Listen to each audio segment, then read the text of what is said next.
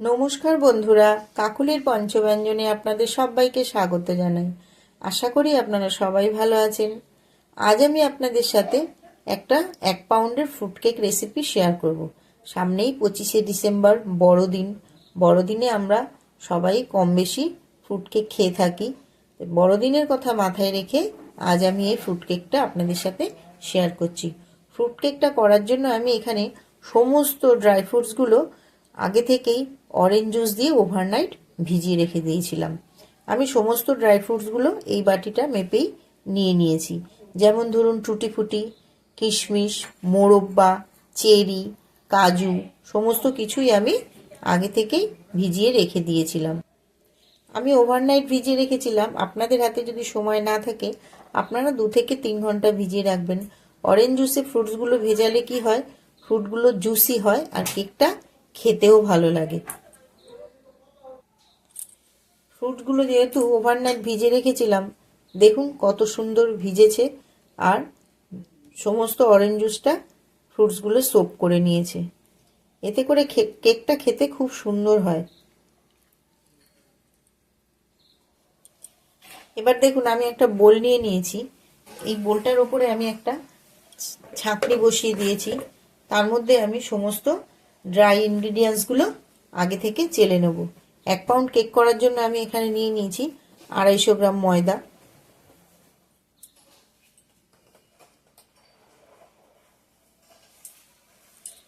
নিয়ে নিয়েছি 1 চামচ বেকিং পাউডার, নিয়ে নিয়েছি হাফ চামচ বেকিং সোডা আর নিয়ে নিয়েছি সামান্য নুন। এবার আমি সমস্ত কিছু ভালো করে চেলে নেব।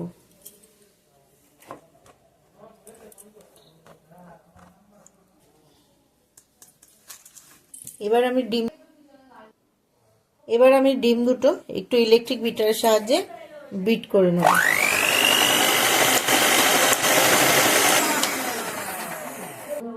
দেখুন ডিমটা এরকম হয়েছে। এবার আমি ডিমটার মধ্যে দিয়ে দেব চিনি। যেহেতু আমি এই কাপ মেপে 1 কাপ ময়দা নিয়েছিলাম, ওই জন্য 1 কাপ চিনিও দিয়ে দিচ্ছি। চিনিটা আমি চেলে নেব।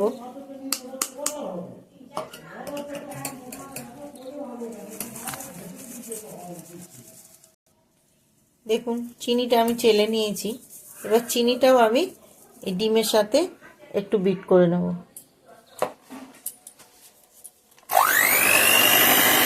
আমি দিয়ে দিলাম 1 চামচ ভ্যানিলা এসেন্স।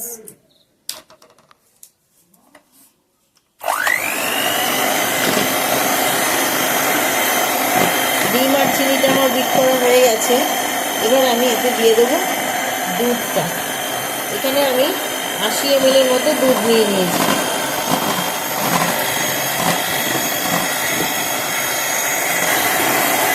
এবার দিয়ে দেব 80 ml রিফাইন্ড অয়েল। কেউ চাইলে এখানে বাটারও ইউজ করতে পারেন। দুধ আর তেলটা দিয়েও আমার বিট করা হয়ে গেছে। এবার আমি বিটারটা অফ করে দিলাম। কেকের ব্যাটারটা করার আগে আমি যেই পাত্রটায় কেক বেক করব সেই পাত্রটা গ্যাস অন করে বসিয়ে দিয়েছি। দেখুন এর মধ্যে আমি দিয়ে দিলাম একটু নুন। এই নুনটা আমি এর আগেও অনেকবার কেক করেছি। যতবার কেক করব আমি এই নুনটা ব্যবহার করতে পারবো।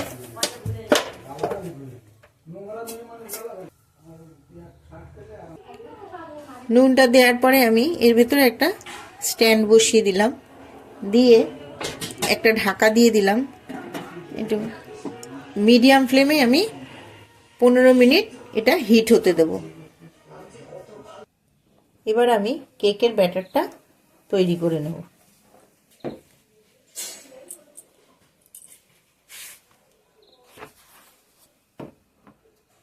সমস্ত ড্রাই ইনগ্রিডিয়েন্টসগুলো এবার আমি আস্তে আস্তে মেশাতে থাকবো।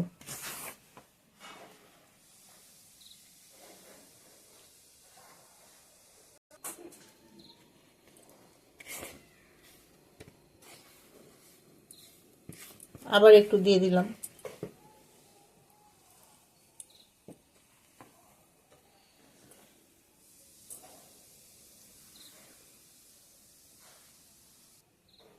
এবার আমি সবটা একেবারে দিয়ে দিলাম।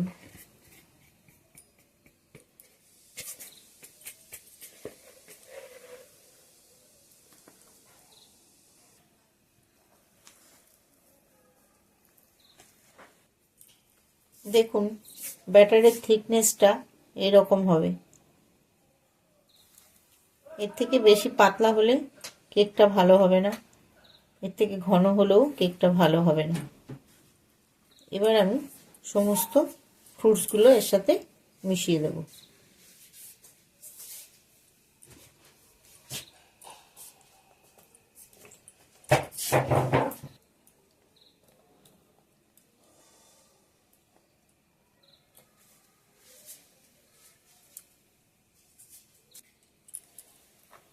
এবার সব কিছু আরও একবার ভালো করে মিশিয়ে নেব।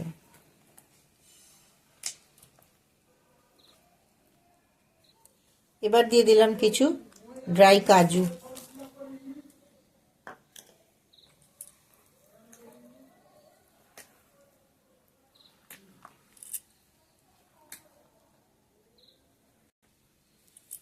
ব্যাটারটা আমার পুরো রেডি হয়ে গেছে। এবার আমি মোল্ডের মধ্যে ঢেলে দেব।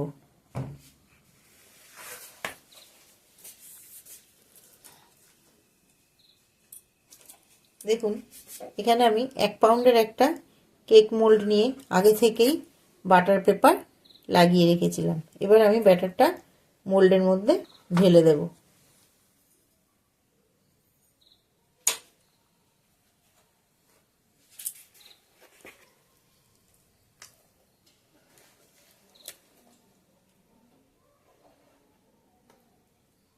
পুরো ব্যাটারটা আমি মোল্ডের মধ্যে ঢেলে নিয়েছি। এবার আমি কিছু ড্রাই ফ্রুটস নিয়ে একটু সামান্য ময়দা দিয়ে মাখিয়ে কেকের ওপরে ছড়িয়ে দেব।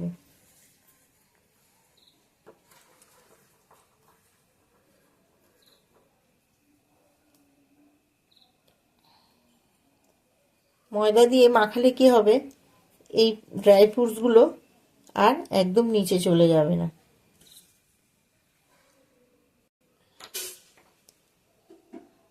কটা কাজুও দিয়ে দিলাম উপর থেকে।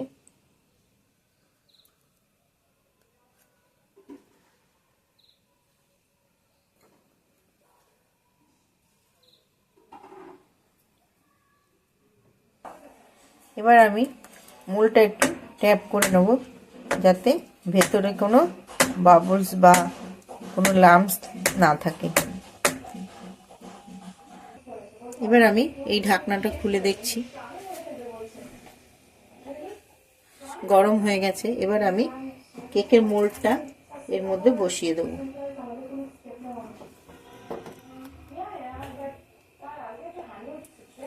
চল্লিশ মিনিটের জন্য আমি কেকটা বেক হতে দেবো। ঢাকা দিয়ে দিলাম। ফিরে আসছি 40 মিনিট পর।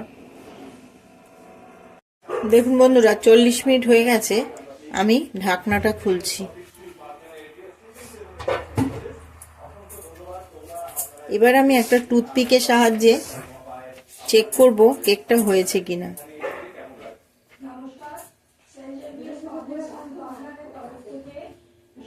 দেখুন টুথপিকটা পুরো শুকনো, তার মানে কেকটা আমার হয়ে গেছে। দেখুন কিচ্ছু লেগে নেই, কেকটা আমার হয়ে গেছে।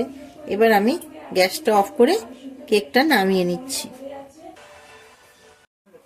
দেখুন দেখুন কেকটা আমি নামিয়ে নিয়েছি।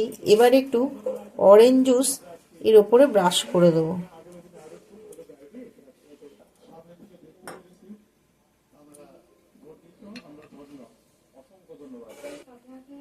অরেঞ্জ জুসটা লাগিয়ে আমি 10 মিনিট রেখে দিয়েছিলাম।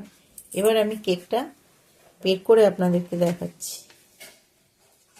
ঠান্ডা হয়ে গেছে অনেকটাই।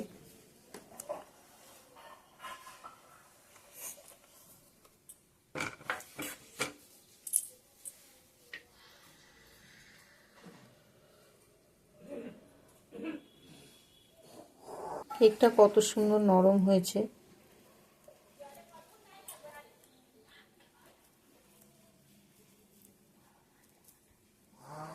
এবার কেকটা আমি আপনাদের কেটে দেখাচ্ছি।